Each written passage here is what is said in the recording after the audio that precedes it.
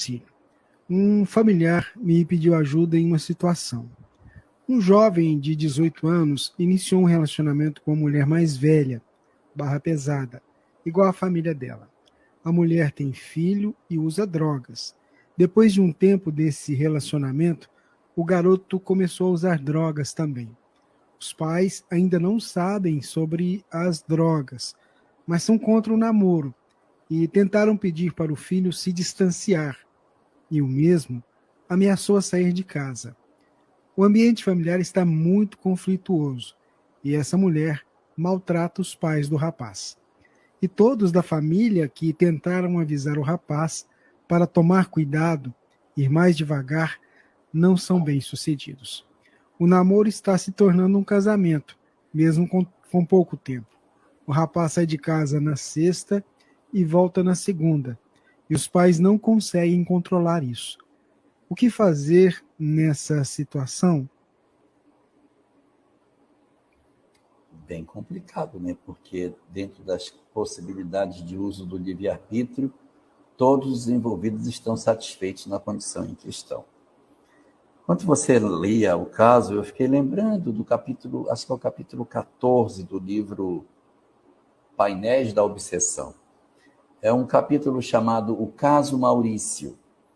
É o caso de um rapaz de 18 anos que decide sair de casa para morar com os amigos, porque os pais são muito restritivos nas ações dele, ele quer ter mais liberdade, os pais não lhe dão liberdade, então ele decide sair de casa.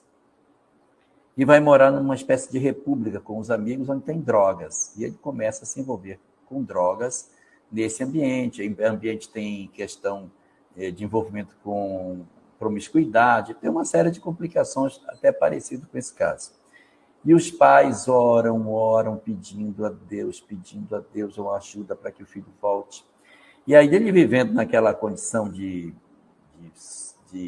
alimentação ruim, muitas noites, muita bebida e etc., alimentação péssima, ele começa a enfraquecer.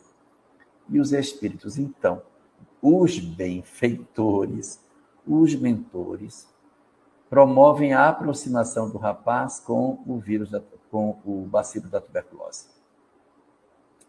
Ele contrai tuberculose física, não é tuberculose espiritual, tuberculose física. Ele começa a sentir dor nos olhos, febre à tarde, dor nas costas, olhos inchados, uma febrícula no meio do dia. Aí ele vai no posto de saúde, faz um exame de escarro e o médico diz, olha, você está com tuberculose. A palavra assusta o rapaz. Qual é a decisão dele? Voltar para casa. Então, esse capítulo chama, inclusive, essa doença de doença auxiliar, que é uma doença que os mentores fazem com que aconteça para poder facilitar a circunstância. Trazendo tudo isso para o caso que você está colocando, talvez a ação da espiritualidade seja realmente acontecer algo semelhante. Porque se ele está convicto do que ele está fazendo e as pessoas que tentam avisá-lo não conseguem, então o trabalho tem que ser feito tentar ajudá-lo de maneira espiritual, né? Sem desistir dele, né? As pessoas que têm mais acesso têm que conversar. Quem ele não gosta, não adianta conversar. Se ele tem rejeição pela mãe, provavelmente ele tem rejeição pela mãe. Se ele tem rejeição pela mãe, ela ir conversar com ele é besteira. Ela não vai conseguir convencê-lo a voltar. Então tem que ser uma pessoa, um amigo que tenha mais acesso, não perder o vínculo, o fio não pode ser rompido, tentar manter um contato com ele, respeitando a distância, as opções que ele faz, mas sempre sinalizando que a porta está aberta. E tratamento espiritual por ele. Oração, evangelho no lar, tratamento espiritual na casa espírita, fazer um atendimento espiritual lá. Mas ele não vai, a mãe vai, o pai vai, alguém vai, para ver se direciona algo de mais efetivo para acessar a mente dele, para ver se ele desperta, não é? Mas é importante observar que talvez isso não dê certo. Se ele está tão envolvido, ele provavelmente não vai voltar. E depois que determinadas experiências são vividas, ele não vai querer voltar a ser novamente o adolescente dentro de casa, que não tem envolvimento com droga, que não se relaciona com uma mulher mais velha, que já deve ter levado ele a uma série de experiências que ele não tinha antes. Então, ele não é mais a mesma pessoa. Querer que ele retorne para ser o menino que ele era antes, não vai acontecer. Talvez ele retorne mais na frente, depois de algumas desilusões e talvez gravidez, histórias de filhos no meio do caminho, que terão que ser trabalhados.